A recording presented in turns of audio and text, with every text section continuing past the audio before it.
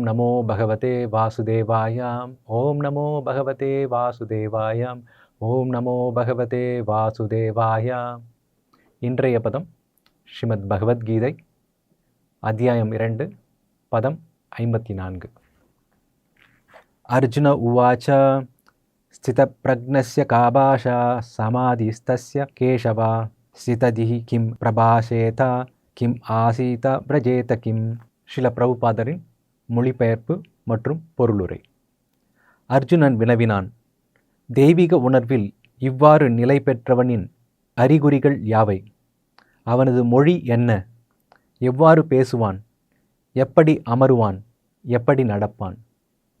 பொருளுரை. ஒவ்வொரு மனிதனின் நிலைக்கேற்ப சில அறிகுறிகள் காணப்படுவதைப் போல கிருஷ்ண பக்தியுடையனுக்கும் பேச்சு, நடத்தை, எண்ணம், உணர்வு போன்ற பல குறிப்பிட்ட இயல்புகள் உண்டு. எவ்வாறு ஒரு செல்வந்தன் சில அறிகுறிகளால் செல்வமுடையவன் என்றும், நோயாளி சில அறிகுறிகளால் நோயுற்றவன் என்றும், சான்றோன் சில அறிகுறிகளால் கற்றறிந்தவன் என்றும் அறியப்படுகிறார்களோ, அதுபோல கிருஷ்ணரின் தெய்வீக உணர்வில் இருப்பவனின் செயல்களும் சில குறிப்பிட்ட அறிகுறிகள் உண்டு.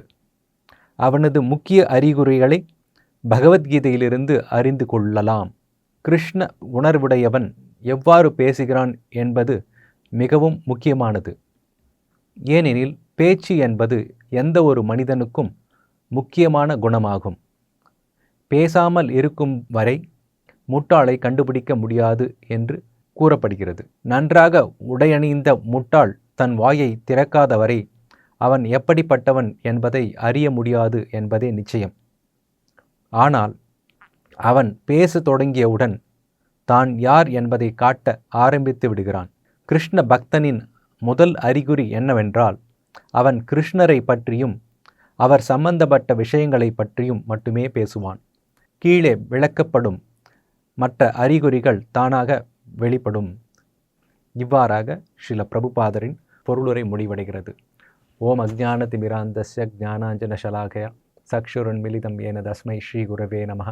நமோ விஷ்ணுபாதாய கிருஷ்ணபிரேஷ்டாய பூதலே ஸ்ரீமதே பக்தி வேதாந்த ஸ்வாமிநிதி நாமினே.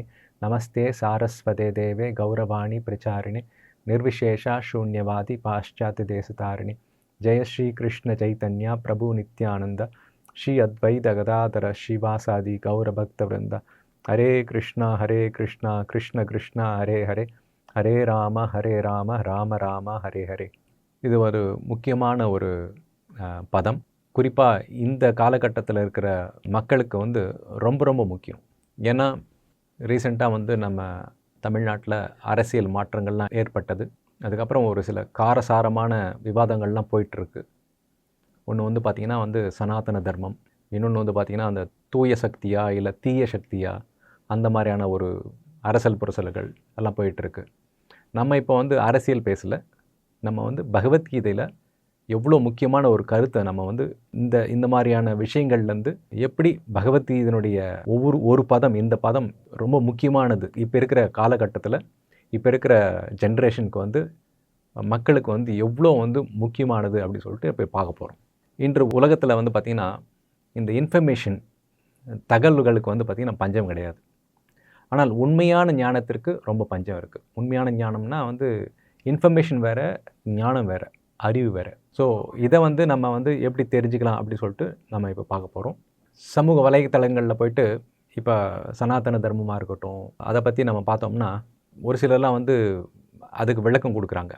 தவறு கிடையாது, அவங்களுக்கு தெரிஞ்சது சொல்கிறாங்க. அது மூலமாக என்ன சொல்லிக்கிறாங்கன்னா, நான் ஆன்மீகவாதின்னு சொல்லிக்கிறாங்க. அப்புறம் நான் குரு அப்படின்னு சொல்லிக்கிறாங்க. நான் வாழ்க்கைக்கு வழிகாட்டி அப்படின்னு சொல்லிக்கிறாங்க. இந்த மாதிரிலாம் நிறைய அவங்களுடைய புரிதலை வச்சு அவங்க இது பண்ணிக்கிறாங்க. ஆனால் உண்மையில் யார் ஆன்மீக முன்னேற்றம் அடைந்தவர் அப்படின்னு சொல்லிட்டு நம்ம பார்க்கணும். ஏன்னா ஒவ்வொரு துறையிலையும் இப்போ அறிவியலாக இருக்கட்டும், இல்லை மெடிக்கலாக இருக்கட்டும், இல்லை லா இருக்கட்டும், இல்லை இன்ஜினியரிங் இருக்கட்டும், ஒவ்வொரு துறைக்கும் ஒரு சிலர் சொல்கிற கருத்து அதை வச்சுட்டு நம்ம என்ஜினியரிங் முடிக்க முடியாது, இல்லை என்ஜினியரிங் சர்டிஃபிகேட் வாங்க முடியாது, இல்லை அதை வச்சு அந்த என்ஜினியரிங்குடைய செயல்பாட்டை நடத்த முடியாது. அது அங்கீகரிக்கப்பட்ட ஒரு இன்ஸ்டியூட்டில் அங்கீகரிக்கப்பட்ட ஒரு ப்ரொஃபஸர்கிட்ட நம்ம போய் படிக்கும்போது 4 வருஷம் இது பண்ணும்போது அவங்களுடைய புரிதல்லாம் வந்து நமக்கு அந்த ஞானத்தை வந்து கொடுப்பாங்க. அந்த சர்டிஃபிகேட் வாங்கிட்டு நம்ம போயிட்டு அதை செயல்படுத்தும் போது அவங்க என்ன சொல்லி கொடுத்தாங்களோ அது கரெக்டாக இருக்கும். அதே போல் தான் இன்றைய பதத்தில் வந்து அர்ஜுனனுடைய கேள்வி என்னன்னு பார்த்தீங்கன்னா, தெய்வீக உணர்வில் இவ்வாறு நிலை பெற்றவன் அறிகுறிகள் யாவை? அவரது மொழி என்ன? எவ்வாறு பேசுவான்? எப்படி அமருவான்? எப்படி நடப்பான்? அப்படி சொல்லிட்டு நல்ல ஒரு கேள்வி. ஆன்மீக உயர்ந்த மனிதனின் நடைமுறை வாழ்க்கை எப்படி இருக்கும் அப்படி சொல்லிட்டு நம்ம எல்லாருக்கும் ஒரு கேள்வி இருக்கும். அந்த மாதிரியான ஒரு கேள்வியை வந்து ஏதாவது ஒரு ஆன்மீகத்தை பற்றி நிறைய பேர் தெரிஞ்சுக்கணும்னு ஆசைப்படுறாங்க. ஆனால் நிறைய பேர் இந்த இன்ஸ்டாகிராமாக இருக்கட்டும், ஃபேஸ்புக்காக இருக்கட்டும், யூடியூப் ஷார்ட்ஸாக இருக்கட்டும், நிறைய ஆன்மீகத்தை பற்றி நிறைய போட்டுட்ருக்காங்க. ஒவ்வொருத்தரும் ஒரு ஆன்மீகவாதியாக இருக்கிறாங்க, இல்லை வந்து பார்த்திங்கன்னா ஒரு குருன்னு சொல்லிக்கிறாங்க, இல்லை வாழ்க்கை வழிகாட்டின்னு சொல்லிக்கிறாங்க. இந்த மாதிரியான இதில் வந்து நம்ம நிறைய வந்து பார்த்துக்கிட்டு இருக்கோம். இப்போ ஒரு உண்மையான தேர்ச்சி பெற்ற ஒரு அங்கீகரிக்கப்பட்ட ஒரு ஆன்மீக தளத்தில் உயர்ந்து அந்த எல்லாத்தையும் வந்து புரிஞ்சுக்கிட்டு இருக்கிற ஒரு நபரோட அவருடைய நிலை என்ன சொல்கிறதுனா, இந்த 4 அடிப்படையானது என்னென்னா, அவர் வந்து எப்படி அவருடைய அடையாளங்கள் எப்படி இருக்கும் அதை வந்து ஒவ்வொன்றா பார்ப்போம். இப்போ அந்த 4 கேள்வியில் வந்து கா பாஷா அப்படின்னு சொல்லிட்டு இந்த சமஸ்கிருதம் வந்து கா பாஷா, அவரின் அடையாளங்கள் என்ன அப்படி சொல்லிட்டு முதல் கேள்வி. ஒருவர் உண்மையில் ஆன்மீக உணர்வில் நிலை பெற்றவர் என்பதை எப்படி கண்டுபிடிப்பது? இன்று மக்கள் வந்து பார்த்திங்கன்னா பட்டம், புகழ், பதவி, இல்லை நிறைய ஃபாலோவர்ஸ் இருக்கணும் இன்ஸ்டாகிராமில், அந்த இதில் அவங்க என்ன சொன்னாலும் அது வந்து ஒரு இதுவாகிடுது. ஆகியவற்றை பார்த்து ஒருவரை நம்ம வந்து என்ன பண்ணுறோம், மதிப்பிடுறோம். இவர் வந்து இப்படி இருக்கிறார், அப்படி இருக்கார். ஒரு சில ஆன்மீக இதில் கூட ஒரு தலைவர் இருக்காங்கன்னா, இல்லை ஒரு குருமார் அப்படி இருக்காங்கன்னா, அவங்க எத்தனை ஃபாலோவர்ஸ் இருக்காங்க அப்படின்னா இது கரெக்டாக இருக்கும் அப்படின்னு நம்ம நினைக்கிறோம். ஆனால் உண்மையான அர்ஜுனனுடைய கேள்வி என்னன்னா, உண்மையான ஆன்மீக உயர்வின் அடையாளம் என்ன? உண்மையான ஆன்மீக உயர்வின் அடையாளம் என்ன? அதுதான் வந்து அர்ஜுனனுடைய கேள்வி. அப்புறம் வந்து 2வது கேள்வி, அவர் எப்படி பேசுகிறார்? அவர் எப்படி பேசுவார்? இந்த பதத்தில் பிரபுபாத சொன்ன மாதிரி தான், ஒருத்தர் வந்து ஒவ்வொருத்தருக்கும் ஒரு சிம்டம் இருக்கும். இதில் வந்து முக்கியமான சிம்டம் என்னென்னா, ஒரு ஆன்மீக உயர்ந்த நிலை பெற்ற ஒருத்தருடைய சிம்டம் வந்து முக்கியமான சிம்டம் என்னென்னா, அறிகுறி என்னென்னா, அவர் எப்படி பேசுவார், எதை பற்றி பேசுவார், அவருடைய பேச்செல்லாம் எதை வந்து நிலைத்து இருக்கும், எந்த நிலையில் இருக்கும், அதுதான் வந்து முக்கியமானது. அதான் கிம் பிரபாஷேதா, ஒருவரின் பேச்சு அவருடைய மனநிலையை வெளிப்படுத்துகிறது. அவர் உள்ளுக்குள்ளே என்ன வச்சுருக்காரோ, அவருடைய மனசில் உள்ளுக்குள்ளே அந்த ஆத்மாத்மா என்னென்ன வந்து வச்சுருக்காரோ அதுதான் வெளிப்படும். உள்ளுக்குள்ளே இல்லைன்னா சும்மா வெளியில் ஒரு இது மாதிரி பப்பட் மாதிரி பேச முடியாது. உள்ளுக்குள்ளே இருக்கிறது தான் நம்ம பேச முடியும். 2 சப்தம் இருக்குது. ஒன்று வந்து வெளி சப்தம், இன்னொன்று வந்து உள் சப்தம். உள் சப்தம் வந்து வெளியுமா வரும். ஒரு சில டைமில் வந்து யாராவது ரொம்ப ஃப்ரஸ்ட்ரேஷனாக வந்து ரொம்ப கோபமாக இருந்தாங்கன்னா அவங்களே தவிர வந்து எல்லா வார்த்தையும் வந்துடும், உள்ளுக்குள்ளே இருக்கிறது வெளியே வந்துடும் அப்படி சொல்லுவாங்க. ஸோ அந்த மாதிரி தான் உள்ளே என்ன இருக்குது, ஆத்ம நிலையில் இருக்கிறாங்களா இல்லை எந்த நிலையில் இருக்கிறாங்க, அது வந்து வெளிப்பட்டுரும். இன்று மக்கள் பெரும்பாலும் எப்படி பேசுகிறாங்க அப்படின்னா, மற்றவங்கள பற்றி குறை சொல்கிறது, விமர்சனம் வைக்கிறது, வதந்தி பேசுகிறது, அப்புறம் தற்புகழ்ச்சி, சுயமாக என்னை பற்றி நானே வந்து புகழ்ந்துக்கிறது, அப்புறம் உலக விஷயங்கள், அந்த என்ன சொல்லுவாங்கன்னா, நமக்கு அதுக்கு சம்மந்தமே கிடையாது, பொழுதுபோக்குறதுக்காக அவன் அப்படி பண்ணுறாங்க, இவங்க இப்படி பண்ணுறாங்க, அந்த அது அங்கே இதுவாச்சு அது ஆச்சு அப்படி இந்த மாதிரியான ஒரு பயனற்ற ஒரு உலக விஷயங்களை வந்து பேசிக்கிட்டு இருக்கிறது தான் வந்து இப்போ இருக்கிற காலகட்டத்தில் போயிட்டுருக்கு. அதை வந்து ஒரு சில டைமில் நம்ம வந்து என்ன சொல்கிறோன்னா, தேவையற்ற கதைகள், ஆன்மீகத்துக்கும் முன்னேற்றத்தை கொண்டு வராத ஒரு சில கதைகள் அப்படி சொல்லுவோம். ஆன்மீகத்தை முன்னேற்றத்தை கொண்டு வர்றது என்னென்னா ஆன்மீக கதைகள். ஆன்மீக கதைன்னு சொல்ல முடியாது, அது வந்து வரலாறு, பாகவதம், பகவத்கீதை, மகாபாரதம், ராமாயணம், இதெல்லாம் வந்து அதுவும் வந்து பார்த்திங்கன்னா கதை மாதிரி தான் இருக்கும். அதை படிக்கிறவங்களுக்கும் மற்ற கதை படிக்கிறவங்களுக்கும் வித்தியாசம் இருக்குது. இந்த கதைகளில் இந்த ஹிஸ்ட்ரி அது ஆக்சுவலாக கதை கிடையாது, கதைன்னு வச்சுட்டு அவ்வளோ கூட இதெல்லாம் படிக்கிறவங்களுக்கு எப்படி இருக்கும்னா, அவங்களுடைய மனம், உள்மனம், ஆழ்மனம் நிறைய மாற்றங்களை உண்டுவாக்கும். ஏன்னா அது வந்து ஏதோ ஒரு இப்போ இந்த பௌதிக உலகத்தில் இருக்கிற ஒரு மனிதருடைய நடத்தைகள், அவருடைய நிலை, அவருடைய லீலை அந்த மாதிரிலாம் கிடையாது, அவருடைய செயல்கள் அந்த மாதிரிலாம் கிடையாது. இது வந்து பார்த்திங்கன்னா பகவானுடைய பக்தர்களுடைய செயல்பாடுகள். அதை நம்ம வந்து கேட்கும்போது படிக்கும்போது என்ன ஆகும் அப்படின்னா நம்ம ஹிருதயம் வந்து சுத்தமாகும். ஸோ அதுதான் வந்து உலக விஷயங்களை பேசிகிட்டு இருக்கிறது வந்து எப்படி வந்து நம்ம அறியாமலேயே நம்மளுடைய உள் சிந்தனைகளெல்லாம் வந்து பௌதிகமாக ஜட சம்பந்தப்பட்டமாக மாற்றிக்கிட்டு இருக்கோம். ஆனால் ஆன்மீக உணர்வில் நிலை பெற்றவர் பேசும்போது அவரது வார்த்தைகள் மற்றவர்களை உயர்த்தும், மற்றவங்களையும் உயர்த்தும், உண்மையை நிலைப்படுத்தும். அவங்க வந்து உண்மை மட்டும்தான் பேசுவாங்க. ஒரு சில டைமில் வந்து உண்மையை பேசினா வந்து நமக்கு வலிக்கும். ஆனால் வந்து ஆன்மீகவாதிகள்லாம் உண்மை தான் பேசுவாங்க. ரொம்ப பாலிஷ்டாக சொல்கிறது ஒன்று, ஆனால் பொய் சொல்கிறது ஒன்று இருக்குது. ஆனால் இவங்க வந்து ஆன்மீகவாதின்னா உண்மை தான், இது தப்புன்னா தப்புன்னு தான் சொல்லுவாங்க. இது வந்து நீங்கள் எல்லாம் தவறான வழிக்கு போயிட்டுருக்காங்க, அது கரெக்ட் அப்படி தான் சொல்லுவாங்க. இல்லை பரவாயில்ல, அதெல்லாம் பண்ணிக்கலாம், அந்த மாதிரி சொல்ல மாட்டாங்க. அடுத்தது என்னென்னா இறைவனை நோக்கி இறைவனை பற்றி தான் பேசுவாங்க. அதே மாதிரி மற்றவங்களுக்கும் இறைவனை நோக்கி தான் வழி நடத்துவாங்க. அந்த மாதிரி தான் இருக்குது அவங்களுடைய பேச்சு எல்லாம். ஸோ இது வந்து ரெண்டாவது, அவர் வந்து எப்படி பேசுவார்னு சொல்லிட்டு. ஃபஸ்ட்டு அடையாளம் என்ன, அப்புறம் எப்படி பேசுவார்னு சொல்லிட்டு.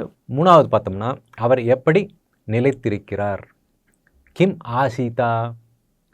இது வெறும் உட்கார்வதை பற்றிய ஒரு கேள்வி அல்ல. அவர் எப்படி உட்காந்து இப்போ இதில் பார்த்தோம்னா எப்படி அமருவார் அப்படி சொல்லிட்டு கேட்டுறாங்க. இது எப்படி அமருவார்ன்றது வந்து அந்த அமர்றது மட்டும் கிடையாது. அது வந்து ஆக்சுவலாக வந்து எப்படி வந்து அவருடைய நிலை எப்படி நிலைத்திருக்கிறார், இல்லைனா வந்து எப்படி வந்து அவருடைய ஆழ்நிலை எப்படி இருக்கும், அதுதான் சிச்சுவேஷன், அதுதான் சொல்லுவாங்க. வாழ்க்கையில் ஏற்றத்தாழ்வுகளில் அவர் எப்படி மன அமைதியுடன் இருக்கிறார் என்பதை குறிக்கிறது.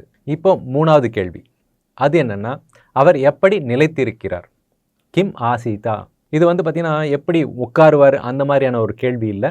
ஆனால் வாழ்க்கையின் ஏற்றத்தாழ்வுகளில் அவர் எப்படி மன அமைதியுடன் இருக்கிறார் அதை வந்து குறிக்கிறதுக்கு தான் இந்த எப்படி இருக்கிறார், அந்த நிலையை எப்படி இருப்பார், ஏற்றத்தாழ்வு வந்தால் எப்படி இருப்பார், அதை வந்து தெரிஞ்சுக்கிறதுக்காக அர்ஜுனனுடைய கேள்வி.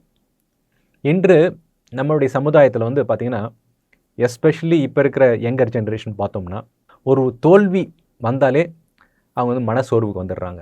எக்ஸாம்லேயா இருக்கட்டும், இல்லை ஆஃபீஸ்லேயா இருக்கட்டும், எந்த ஒரு விஷயம், ஒரு ரிலேஷன்ஷிப்லையாக இருக்கட்டும், ஏதாவது ஒரு இதுனா உடனே மனச்சோர்வு, டிப்ரெஷன், வந்து லோன்லினஸ், இந்த மாதிரிலாம் போய்ட்றாங்க. அவங்கள பற்றி ஒரு விமர்சனம் வந்தால் உடனே வந்து கோபம் வந்துடும். அதுலேயும் வந்து பார்த்திங்கன்னா ஒரு சிலர் கோபம் வந்து எக்ஸ்ப்ரெஸ் பண்ணுவாங்க. ஒரு சிலர் வந்து அந்த மாதிரி அந்த ஏமாற்றம் வந்ததுன்னா என்ன பண்ணுவாங்கன்னா, இல்லை விமர்சனம் அந்த மாதிரி ஏதாவது வந்ததுன்னா என்ன பண்ணுவாங்கன்னா, அவங்க வந்து உள்ளுக்குள்ளேயே வந்து வெளியில் சொல்லிக்க மாட்டாங்க. உள்ளுக்குள்ளேயே அமுக்கி வச்சு அந்த மன அழுத்தம் ஜாஸ்தியாகும். அப்புறம் யாரோட பேச மாட்டாங்க. இந்த மாதிரியெல்லாம் போயிடுவாங்க. அடுத்து வந்து ஒரு இழப்பு வந்தால் என்ன ஆகும்னா கவலை. ஒரு இழப்பு வந்த உடனே கவலை, ஏமாற்றம், அந்த மாதிரியான ஒரு இது போயிடுறாங்க. இதெல்லாம் இப்போ இருக்கிற காலகட்டத்தில் இருக்கிற ஒரு ஜென்ரலான சாதாரணமாக ஒரு விஷயம். இதெல்லாம் நடக்குது.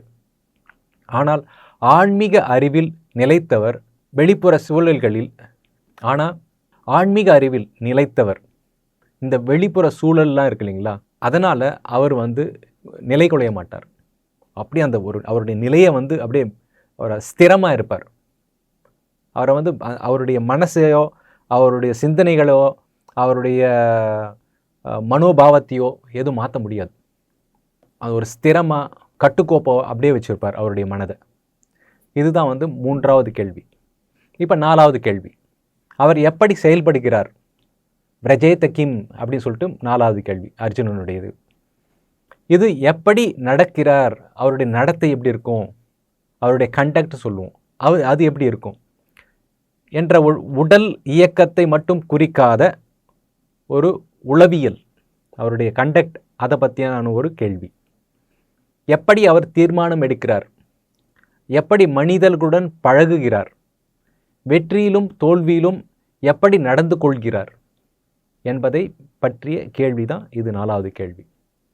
இன்றைய இளைஞர்களுக்கு வந்து முக்கியமாக என்ன 4 கேள்விகள்லேருந்து பார்க்கலாம்னு சொன்னால், இப்போ வந்து ஒவ்வொருத்தரும் வந்து ஒரு ரோல் மாடல், ஒரு செலிப்ரிட்டியாக இருக்கணும். இப்போ வந்து தமிழ்நாட்டில் சிஎஸ்கே டீம் இருக்குன்னா எல்லாம் வந்து பார்த்திங்கன்னா வந்து தோனி தான் இது பண்ணுவாங்க. அதே வந்து பெங்களூரில் இருக்கிறவங்கலாம் வந்து விராட் கோலி, அந்த மாதிரி நிறைய ஒரு ரோல் மாடல் இருக்கணும் அந்த மாதிரி. ஆனால் பகவத்கீதை என்ன சொல்லுதுன்னா, ஒருவரின் வெளிப்புற தோற்றத்தை பார்த்து அவரை மதிப்பிடாதே. நான் இது அந்த இதுக்கும் நான் கம்பேர் பண்ண வரல. நம்ம ஜென்ரலாக வந்து ஒருத்தர் இருக்கணும், நமக்கு வந்து ரோல் மாடலாக இருக்கணும் அப்படின்னு சொல்லிட்டு நம்ம இது பண்ணுவோம். ஆனால் வந்து இந்த ஆன்மீக விஷயத்தில் வந்து வெளிப்புறத்தில் எப்படி இருக்கிறாங்க, எப்படி இது பண்ணிகிட்டு இருக்காங்க, உங்களுடைய நடத்தை எப்படி இருக்குது, அதெல்லாம் நம்ம வந்து ஆராயாமல் நம்ம யூடியூப்பில் எதனா வந்து ஒரு இது கேட்போம், அவங்க சொல்கிறத நம்ம இது பண்ணிகிட்டு இருப்போம். அவங்க உண்மையாக எப்படி நடக்கிறாங்க, அவங்களுடைய அடையாளம் எப்படி இருக்குது, அவங்க வந்து அந்த இப்போ கிருஷ்ணர் வந்து 55வது பதத்துலேருந்து 72வது பதம் வரையும் வந்து சொல்ல போகிறார். இந்த கேள்வி 4 கேள்விக்கு வந்து விடை வந்து 55லேருந்து 72 வரையும் கொடுக்க போகிறார். இதை வந்து அவங்க வாழ்க்கையில் வந்து நம்ம பார்த்து தெரிஞ்சுக்கணும். அவங்க இப்படி நடந்துக்கிறாங்களா, இப்படி பேசுகிறாங்களா, இப்போ அவங்களுடைய நிலை எப்படி இருக்குது, இதெல்லாம் இந்த சிம்டம்லாம் இருக்குது, இந்த அடையாளம்லாம் இருக்குது, அந்த மாதிரி அவங்க இருக்காங்களா, இதெல்லாம் நம்ம மதிப்பிடணும். மதிப்பிட்டு அதுக்கப்புறம் தான் வந்து அக்செப்ட் பண்ணிக்கிட்டு இது பண்ணணும். இல்லை நிறைய பேர் ஆன்மீக இதில் வச்சுக்கிட்டு இப்போ நிறைய பேர் ஏமாத்துறாங்க. அதனாலேயே இப்போ இருக்கிற ஜென்ரேஷன் கரண்ட் யங்ஸ்டர்ஸ்லாம் வந்து ஆன்மீகத்துக்கு போகிறதுக்கு பயமாக இருக்குது அப்படின்னு சொல்லுவாங்க. ஏன்னா அவங்களுக்கு வந்து யார் என்ன இதை வச்சு கூட நம்மளை வந்து ஏமாத்துறாங்க அப்படின்னு சொல்லிட்டு ஒரு கண்ணோட்டம் இருக்குது அவங்களுடைய. அது வந்து உண்மை தான். ஆனால் வந்து கிருஷ்ணர் அதுதான் வந்து இந்த காலகட்டத்தில் நம்ம ஒரு அறிவு வேணும்னா யார் சொல்கிறதையும் கேட்டுக்கிறோம். நம்ம வந்து பகவத்கீதையினுடைய அத்தாட்சியில் நம்மளுடைய ஆன்மீக வாழ்க்கையை இருக்கணும். பகவத்கீதை வந்து 5000 வருஷத்துக்கு முன்னே என்னென்ன மனோநிலையில் வந்து அர்ஜுனன் இருந்தாரோ அந்த மனோநிலை இப்போவும் நம்ம இருக்கோம். 5000 வருஷத்துக்கு முன்னே அர்ஜுனுடைய கேள்வியெல்லாம் வந்து ஒவ்வொன்றா ரொம்ப சிம்பிளாக விலாவரியாக கொடுத்துருக்கார் கிருஷ்ணர். அது அர்ஜுனனுக்கு மட்டும் கிடையாது, அது இப்போ போகிற ஜெனரேஷனுக்கு வந்து அது தேவைன்னு சொல்லிட்டு கிருஷ்ணர் நினச்சதுனால தான் அர்ஜுனன் ஒரு கருவியாக ஒரு இன்ஸ்ட்ருமெண்ட் மாதிரி வச்சு அவர் வந்து சொன்னது. இப்போ இருக்கிற ஜெனரேஷன் இப்போ மட்டும் இல்லை, இன்னும் யுகம் கழித்து கூட இந்த பகவத்கீதை வந்து பொருந்தும். ஏன்னா இது வந்து இந்த சிருஷ்டியை உருவாக்கின அந்த பகவான் எப்படி வந்து ஒரு மொபைலை வந்து நம்ம வாங்குகிறோம்னு வச்சுக்கோங்களேன், அது கூட வந்து ஒரு மேனுவல் வரும். அதே மாதிரி இந்த சரீரம் மனித சரீரம் கிடைக்கும்போது அதை எப்படி யூஸ் பண்ணிக்கிறது அப்படின்னு சொல்கிறதுக்காக தான் இந்த மேனுவல் பகவத்கீதை. நம்ம வந்து சரியாக யூஸ் பண்ணாமல் இருக்கும்போது அது என்ன ஆகும்னா நமக்கு வந்து ரியாக்ஷன்லாம் கொடுக்க ஆரம்பிக்கும். அதெல்லாம் எப்படி கரெக்ட் பண்ணி எப்படி நம்மளுடைய நடத்தையாக இருக்கட்டும், இல்லை வந்து பேச்சாக இருக்கட்டும், இல்லை குணமாக இருக்கட்டும், இல்லை வந்து சிரமங்களை எப்படி வந்து சமாளிக்கிறது, இது எல்லாத்துக்கும் பதில் வந்து இதில் இருக்குது. அது மட்டும் இல்லை, ஆன்மீகத்தை பற்றி தெரிஞ்சுக்கணும் அப்படின்னு சொல்லிட்டு நம்ம ஒருத்தர் அணுகிறோம் அப்படின்னோம்னா இந்த கேள்விக்கெல்லாம் அவங்கக்கிட்ட பதில் இருக்கணும். அவங்கள பார்த்தா நம்ம வந்து கிருஷ்ணர் முதல் கேள்வி, 2வது கேள்வி, 3வது கேள்வி, 4வது கேள்வி, இந்த 4 கேள்வி இன்றைக்கி இந்த 2வது அத்தியாயம் 54வது பதம் ஸ்லோகத்தில் இருக்கிற அந்த 4 கேள்வியும் நம்ம இது பண்ணிவிட்டு செக் பண்ணிக்கலாம், வெரிஃபிகேஷன் பண்ணலாம். யார் ஒரு ஆன்மீகவாதிகிட்டையும் அவங்க இதை பற்றி பேசுகிறாங்களா, இவங்க இதை பற்றி அந்த நிலையில் இருக்கிறாங்களா, இவங்க வந்து அவங்களோட நடத்தை அப்படி இருக்கா, அவங்களுடைய சொற்கள் அப்படி இருக்கா, இதெல்லாம் வந்து கரெக்டாக ரெடி பண்ணிக்கிட்டு இவங்க இருக்காங்கன்னா அவங்கக்கிட்ட போய் கேட்கலாம். இவங்க வந்து ஒன்று வந்து கம்மியானால் கூட நம்ம வந்து கொஞ்சம் உஷாராக இருந்துக்கணும். இப்போ வந்து பார்த்திங்கன்னா இன்னொரு விஷயம், இந்த நடத்தை, இந்த பேச்சு, குணாதிசயங்கள், இந்த அடையாளம், இதெல்லாம் பார்த்திங்கன்னா ரெண்டு பிரிவாக பிரிக்கலாம். எப்படின்னா வந்து ஒன்று தீய சக்தி, ஒன்று வந்து தூய சக்தி. தூயன்னா சுத்தமான ஆத்மநிலை. தீய சக்தின்றது வந்து ஒன்றும் கிடையாது, நம்ம வந்து இந்த சரீரத்தை வந்து அடையாளப்படுத்திக்கிறோம். நான் இந்த சரீரம் சொல்லிட்டு சரீரத்தை அடையாளப்படுத்திக்கிட்டணும். உடனே நமக்கு என்னென்ன அடையாளம் வருதுன்னா ஒரு அடையாளம் கிடையாது, ஒன்று கிடையாது, பல அடையாளம். ஒவ்வொரு க்ஷணமும் நம்ம ஒரு அடையாளத்தை கிரியேட் பண்ணலாம். எப்படி, சப்போஸ் நான் வந்து என்னோட பார்த்த உடனே நான் ஒரு ஆண், வெளியில் போய் சப்போஸ் இங்கேருந்து இன்னொரு மாநிலத்துக்கு போகும்போது என்ன கேட்டோம்னா நான் ஒரு தமிழியன் அப்படி சொல்லிப்போம். அதே ஒரு இன்னொரு மதத்தவரை போயிட்டு நம்ம மீட் பண்ணும்போது என்ன நான் ஒரு இந்துன்னு சொல்லிப்போம். அதே ஒரு இன்னொரு ஜாதியை வந்து இது பண்ணால் நான் இந்த ஜாதி அப்படி சொல்லிப்போம். இது பார்த்திங்கன்னா ஒவ்வொரு ஸ்லைட்லேயும் ஒவ்வொரு நம்மளுடைய இன்ட்ராக்ஷனில் பார்த்திங்கன்னா ஒவ்வொரு அடையாளம் நம்ம வச்சுருக்கோம். இப்போ கம்பெனியில் பார்த்தீங்கன்னு வச்சுக்கோ, இப்போ நான் இப்போ ஒர்க் பண்ணிகிட்டு இருந்தோம் இன்ஃபோசிஸ்னு வச்சுங்க, இன்ஃபோசியன் அப்படி சொல்லிப்பேன். இப்போ வந்து கம்யூனிட்டி, ஒவ்வொரு கம்யூனிட்டி இருக்குது. இப்போ வந்து காசா கிராண்ட், அப்புறம் வந்து இந்த மாதிரி நிறைய கம்யூனிட்டிலாம் இருக்குது. அப்பா சுவாமி அப்படின்னு சொல்லிட்டு அதெல்லாம் ஒவ்வொன்று பார்த்தீங்கன்னா அதுக்கும் ஒரு கம்யூனிட்டி. நான் இந்த கம்யூனிட்டிக்கு இது ஐடென்டிஃபை பண்ணிப்பேன். நிறைய கிளப் வந்துடுச்சு இப்போ. அதை வந்து அடையாளப்படுத்தி நான் வந்து இந்த கிளப்பில் இருக்கிறேன்னு சொல்லிட்டு இந்த மாதிரி ஒவ்வொன்றுத்துக்கும் எத்தனையோ அடையாளம் நமக்கு. இதெல்லாம் வந்து தவறான அடையாளம்.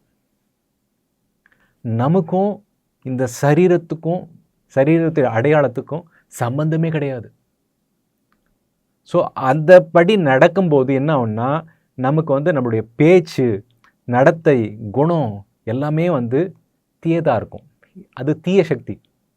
ஏன் இந்த தீய சக்தி, இந்த தவறான அடையாளத்தால் இந்த ஆத்மா தன்னுடைய உண்மையான நிலை, அதாவது நான் பகவானுடைய அம்சம், நான் ஒரு ஆத்மா, நான் பகவானுடைய அம்சம், என்னுடைய உலகம் இது கிடையாது, நான் வந்து வேறு உலகத்துக்கு சம்மந்தப்பட்டவன், என்னுடைய கர்ம பலனால் இந்த உலகத்தில், இந்த இடத்துல, இந்த மாநிலத்தில், இந்த ஒரு இடத்துல நான் வந்து வாழ்ந்துட்டுருக்கேன், இந்த ஒரு அடையாளத்தில். ஆனால் என்னுடைய தேடல்கள், ஏன்னா நான் திருப்பி சொல்ல விரும்பல, ஏன்னா பகவத்கீதையில் ஆல்ரெடி நம்ம பார்த்துருக்கோம். நம்ம யார், நம்ம ஆத்மா. கிருஷ்ணர் வந்து 12வது பதத்துலேருந்து 30வது பதம் வரையும் ரொம்ப கிளியராக சொல்லியிருக்கார், நம்ம இந்த சரீரம் கிடையாதுன்னு சொல்லிட்டு. அது சயின்டிஃபிக்காகவும் நம்ம வந்து ஒவ்வொருத்தரையும் வந்து பகுத்தறிவு வேணும் இதெல்லாம் தெரிஞ்சுக்கணுன்னா. மற்றவங்க சொல்கிறாங்க இல்லைங்களா பகுத்தறிவுன்னு சொல்லிட்டு, இந்த ஏற்றத்தாழ்வு இல்லாமல் இருக்கிறது, அதெல்லாம் வந்து உண்மையான பகுத்தறிவு கிடையாது. அது வந்து நான் அதை சொன்ன மாதிரி இந்த இதில் வந்து பேசுவாங்க, ஆனால் அவங்க வந்து அவங்களோட லிமிட்டேஷன் அவ்வளோதான். உண்மையான அந்த பகுத்தறிவு அவங்களுக்கு கிடையாது. உண்மையான பகுத்தறிவு யார்கிட்ட இருக்கணும்னா உண்மையான ஆன்மீக நிலையில், உயர்ந்த நிலையில் இருக்கிறவங்க கிட்ட தான் வந்து உண்மையான பகுத்தறிவு இருக்கும். ஏன், நான் இந்த சரீரமே கிடையாது, நான் ஆத்மா. இந்த ஆத்ம நிலையை அடையிறோம் இல்லைங்களா, அதுதான் தூய சக்தி. நான் வந்து ஒரு சக்தி. ஆக்சுவலாக பகவான் வந்து ஏழையாக இருக்கட்டும், பணக்காரனாக இருக்கட்டும், இல்லை முதலாளியாக இருக்கட்டும், தொழிலாளியாக இருக்கட்டும், இந்தியனாக இருக்கட்டும், பாகிஸ்தானாக இருக்கட்டும், யூஎஸில் இருக்கட்டும், அமெரிக்கனாக இருக்கட்டும், ரஷ்யனாக இருக்கட்டும், எந்த ஒரு அடையாளமாக வச்சுக்கோங்க, எல்லாமே வந்து தவறான அடையாளம். இந்த தவறான அடையாளத்தில் வாழ்ந்துட்டு இருக்கும் பார்த்தீங்களா, மனோபாவத்தில், மனநிலையில் இருக்கிறோம் பார்த்தீங்களா, அதுதான் நம்ம வந்து தீய சக்தியோடு இருக்கும். தீய சக்தினா என்னென்னா, நான் இந்த சரீரம் சொல்லிட்டு இந்த சரீரத்தை திருப்திப்படுத்துறதுக்காக நான் ஓடிட்டுருக்கேன் வாழ்க்கையில். எவ்வளோ நாள், மேக்ஸிமம் 80 இல்லை 9 90 இல்லை வந்து 100 வருஷம் வாழ முடியும், அவ்வளோதான். அதுக்கு மேலே வாழ முடியாது. இந்த சரீரத்தை நம்ம விட்டாகணும், விட்டுட்டு இன்னொரு சரீரத்துக்கு போகணும். அதெல்லாம் வந்து உண்மையாக, அது உண்மை, நான் நம்புகிறேன் நம்பலை, அதெல்லாம் வேறு. உண்மை அவ்வளோதான். சூரியன் வந்து கிழக்கில் வந்து உதிக்கிறார். ஒரு சிலர் அதெல்லாம் உண்மையாக இருக்குமா, உங்களுடைய நம்பிக்கை, அதெல்லாம் கிடையாது. நம்ம நம்புகிறோமோ இல்லையோ, காலையில் வந்துடும், சாயந்தரம் மறைஞ்சிரும். அதே போல தான் நம்ம இந்த சரீரத்தில் வந்து, நான் வந்து ஒரு ஆத்மா, நான் இந்த சரீரத்துக்கு வந்ததுனால தான் இது சின்ன ஒரு குழந்தையாக இருந்து இப்போ இந்த அளவுக்கு வந்திருக்கு. அது வந்து உடலை, சரீரத்தை மாற்றிக்கிட்டு இருக்கு. சரீரத்தை நம்ம மாற்றிக்கிட்டே இருக்கோம். சின்ன வயசுலேயே நான் தான் இருந்தேன். ஸ்கூலுக்கு போகும்போது நான் தான், காலேஜ் போகும்போது நான் தான், இப்போ ஒர்க் பண்ணிகிட்டு இருக்கும்போது நான் தான், இப்போ நான் தான், வயசாகும்போது நான் தான். ஆனால் அந்த வயசாகி நமக்கு வந்து அந்த எனர்ஜி, சக்தி இல்லை. இந்த சரீரத்தில் இன்னும் திருப்திப்படுத்துறதுக்கு, அந்த புலன்களை திருப்திப்படுத்துறதுக்கு வந்து அந்த சக்தி இல்லைன்னா பகவான் என்ன பண்ணுவார், ஓகே இன்னொரு சரீரத்துக்கு போயிட்டு திருப்பி வந்து ஸ்டார்ட் பண்ண, உன்னுடைய இச்சையை வந்து பூர்த்தி செய்கிறதுக்கு இன்னொரு சரீரம் கொடுக்குறேன் அப்படி சொல்லிட்டு மாற்றிடுவார், அவ்வளோதான். இந்த சரீரத்தை திருப்திப்படுத்துறதுக்காக, சரீரத்தை, ஆத்மாக்கு இல்லை, சரீரத்தை திருப்திப்படுத்துறதுக்காக பிறப்புன்னு சுற்றிட்டு இருக்கும் பார்த்தீங்களா, அதை வந்து நம்ம வந்து தீய சக்தியில் இருக்கோம். நம்ம தீய சக்தி. அதே வந்து இந்த பகுத்தறிவு யூஸ் பண்ணி நான் ஏன் வந்து பிறப்பு இறப்புன்ற ஒரு சூழலில் மாட்டிக்கிட்டு இருக்கேன். எனக்கு வந்து ஆசை என்ன, பிறப்பு வேண்டாம், இறப்பு வேண்டாம், நோய் வரக்கூடாது, முதுமை வரக்கூடாது, எப்பவுமே சந்தோஷமாக இருக்கணும், நிலையான வாழ்வு இருக்கணும், எல்லாம் தெரிஞ்சிருக்கணும். இதெல்லாம் ஆத்மாவோட குணங்கள். அதான் வந்து யாராவது இறந்து போயிட்டாங்கன்னா அவர் போயிட்டாருன்னு சொல்லுவோம். யார் போனது, அது நம்ம கேள்வி கேட்க மாட்டோம். அதுதான் பகுத்தறிவு. யார் போனது. இது வந்து இந்துக்களுக்கு மட்டுமா, எல்லா சமயத்துக்கும், எல்லா ஜாதிக்கும், எல்லா உயிரினத்துக்கும் இது பொருந்தும். இதுதான் உண்மையான பகுத்தறிவு. அந்த உயர்ந்த ஆத்ம நிலையில் வந்து இருந்து, ஆன்மீக நிலையில் இருந்து இந்த சிம்டம்லாம் இப்போ இந்த மாதிரியான கேள்விகள்லாம் கேட்குறது, அதை பற்றி தான் இந்த பதத்தில் சொல்லிகிட்ருக்கோம். கேட்கும்போது அவங்க தான் வந்து தூய சக்தியில் இருக்கிறாங்க. அவங்க வந்து தூய சக்தி.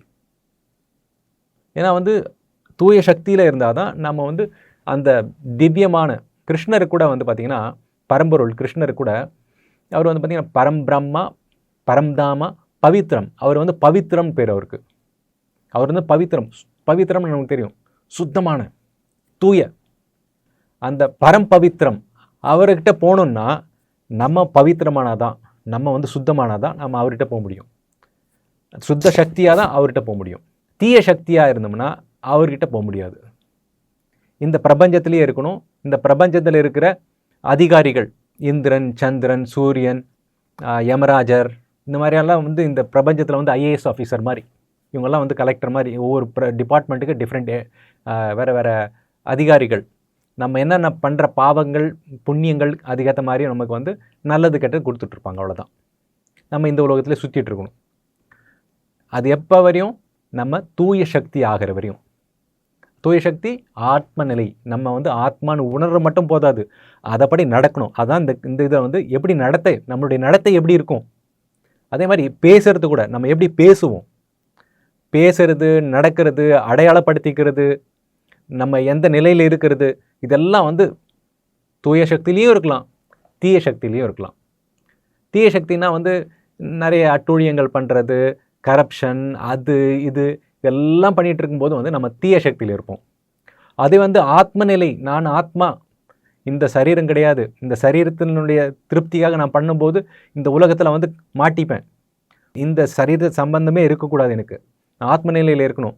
அதுக்கு வந்து ஆன்மீக தளத்தில் பகவானுடைய சம்பந்தப்பட்ட அவருடைய கர்மயோகம், ஞான யோகம், தியான யோகம், பக்தி யோகம், இந்த மார்க்கத்து வந்து ஒவ்வொன்றா மேலே மேலே போகிறது. அதை நாடி அதில் முன்னேற்றத்தை காண்றதுக்கு ஓடுறோம் பார்த்தீங்களா, ஆன்மீக முன்னேற்றத்துக்கு. அந்த இதில் தான் வந்து நம்ம தூய சக்தியாக மாறுவோம். இப்போ நம்ம தீய சக்தியாக இருக்கிறோம், நம்ம தூய சக்தியாக மாறணும். ஒன்றும் கிடையாது. சத்தியோகத்தில் வேறு வேறு கிரகங்களில் இருந்தது. என்னது? தூய சக்தியும் தீய சக்தியும். தூய சக்தினா வந்து அமரர், அதாவது தேவர்கள். தீய சக்தி வந்து அசுரர்கள். அப்புறம் வந்து திரேதாயுகம், அது வந்து வேறு வேறு கண்டங்களில் இருந்தது. அது வந்து இந்தியாவில் ராமர், ராவணன் வந்து இலங்கையில், அந்த மாதிரி. அதுக்கு அடுத்தது வந்து துவாபர யுகம். ஒரே குடும்பத்தில், அதாவது ஒரே ஒரு வீட்டுக்குள்ளே 2 குடும்பம். ஒன்று வந்து பார்த்திங்கன்னா துரியோதனன், இன்னொன்று வந்து பார்த்திங்கன்னா பாண்டவர்கள். இந்த கலியுகத்தில் என்னென்னா, ஒரே சரீரத்தில் உள்ளுக்குள்ளவே கெட்ட சக்தி நல்ல சக்தி ரெண்டுமே இருக்குது. அந்த கெட்ட சக்தி நல்ல சக்தி, அதை எப்படி கெட்ட சக்தியை வந்து அழித்து நல்ல சக்தியை வந்து மென்மேலும் வளர்த்துக்கிறது, அதுதான் ஆன்மீகத்தினுடைய முக்கியமான, இந்த பகவத்கீதையினுடைய முக்கியமான பங்கு. அதை வளர்த்துக்கணும், மென்மேலும் வரணும். அதற்கு பகவத்கீதையினுடைய அன்றாட வாழ்க்கையில் நம்ம ஒரு பகவத்கீதையை வந்து ஒரு ஞானத்தை வந்து ரெகுலராக எடுத்துக்கணும். இப்போ வந்து இந்த ஸ்லோகத்தை பற்றி பிரபுபாத் என்ன சொல்கிறார் அப்படின்னு சொல்லிட்டு பார்ப்போம். ஒருவர் ஆன்மீகத்தில் வந்து உயர்ந்த நிலையில் இருக்கிறதுக்கு என்ன ஒரு அறிகுறி இல்லை ஒரு அடையாளம் அப்படின்னு சொல்லிட்டு பார்க்கணும்னா, அவர் எப்போதும் கிருஷ்ணர் உடனான தொடர்புடைய உணர்வில் இருக்கிறது தான் வந்து அதனுடைய அடையாளம். அப்படிப்பட்டவர் என்னென்ன பண்ணுவார் அப்படின்னு சொல்லிட்டு நம்ம ஒரு 2-3 பார்க்கலாம். இது வந்து தூய சக்தி. புலன்களின் அடிமையாக இருக்க மாட்டார், புலன்களுக்கு அடிமையாக இருக்க மாட்டார். தீய சக்தினா புலன்களுக்கு அடிமையாக இருக்கிறது. பொருள் உலகம், அதாவது ஜட உலகத்தினுடைய ஏற்றத்தாழ்வுகளுக்கு அவர் நிலை கொலைய மாட்டார். இது வந்து தூய சக்தி. தீய சக்தி என்னன்னா, ஒரு நல்லது கெட்டது, நல்லதுக்கு வந்து ரொம்ப உற்சாகமாக இருப்பாங்க, கெட்டது நடந்துருச்சுன்னா அதில் வந்து ஏமாற்றங்கள், இல்லை அதாவது நம்ம முன்ன பார்த்தோம் இல்லைங்களா, ஒரு தோல்வி வந்தாலோ இல்லை விமர்சனம் பற்றி யாராவது நம்மளை பற்றி ஒரு இப்போல்லாம் சொல்லுவாங்களா பாடி ஷேமிங், அந்த மாதிரி சொல்லுவாங்க இல்லைங்களா, அது இல்லை ஒரு யாராவது இழந்துட்டாலோ அந்த மாதிரிலாம் வந்து இது பண்ணுறது, அதை வந்து நிலை குலைஞ்சிறது வந்து அந்த மாதிரி இதுவாகும். 3வது வந்து பார்த்திங்கன்னா, கிருஷ்ணரின் செயலில், கிருஷ்ணரின் சேவையில் அவருடைய மனம், வார்த்தை, அவருடைய செயல்கள் எல்லாமே அவருடைய சேவையில் தான் இருக்கும். அது வந்து தூய சக்தி. தீய சக்தினா அதுக்கு ஆப்போசிட்டாக இருக்கும். புலனுக்காகவும் புலன் சம்பந்தப்பட்ட உடல் சம்பந்தப்பட்ட செல்ஃபிஷ் மோட்டிவோடு அந்த மாதிரி தான் இருக்கும். மற்றவங்களுக்கு சர்வீஸ் பண்ணுறதோ மற்றவங்களுக்கு உபயோகமாக இருக்கிறதோ அந்த மாதிரிலாம் யோசிக்கவே மாட்டாங்க. அது வந்து தீய சக்தி. அந்த தீய சக்தி அந்த அந்த எனக்கு என்னுடைய குடும்பத்தாருக்கு அந்த மாதிரி ஒரு செல்ஃபிஷ் இருக்கிறதுனால தான் கம்பேர் பண்ணிவிட்டு வந்து காம்பீட் பண்ணுறோம். காம்படிஷன், அவங்க ஜாஸ்தி இருக்காங்களா, எனக்கு இது இல்லை, அந்த பொறாமை, போட்டி, இதெல்லாம் நிறைய வரும். ஸோ அதெல்லாம் வந்து பார்த்திங்கன்னா தீய சக்தி. ஸோ இப்போ வந்து சுருக்கமாக வந்து சொல்லணும்னா ஒன்று தான். இன்றைய பதம் 2வது அத்தியாயம், பகவத்கீதை 2வது அத்தியாயம் 54வது பதம் வந்து ஒரு சாதாரண கேள்வி கிடையாது. இது ஒவ்வொரு ஆன்மீகத்தை தேடிக்கொண்டிருக்கும் ஒவ்வொருடைய கேள்வி. அது என்னென்னா, உண்மையான ஆன்மீக முன்னேற்றம் வாழ்க்கையில் எப்படி வெளிப்படுகிறது? அதுதான் இந்த பதத்தினுடைய ஒரு சுருக்கமான ஒரு கேள்வி. இதை வந்து கிருஷ்ணர், நான் சொன்ன மாதிரி தான் கிருஷ்ணர் இந்த 4 கேள்விகளுக்கு 55வது பதத்திலேருந்து 72வது பதம் வரையும் இந்த அத்தியாயம் ஃபுல்லாக விளக்க போகிறாரு. நம்ம எப்படி இருக்க போகிறோம்? ஆன்மீகவாதிகள், குருமார்கள், வாழ்க்கை வழிகாட்டிகள் அப்படி சொல்லிட்டு இருக்கிறவங்க கிட்ட ஏமாந்து போயிட்டு அந்த ஆன்மீக நாட்டம் இருந்தாலும் ஏமாந்து போய்டுறோமா?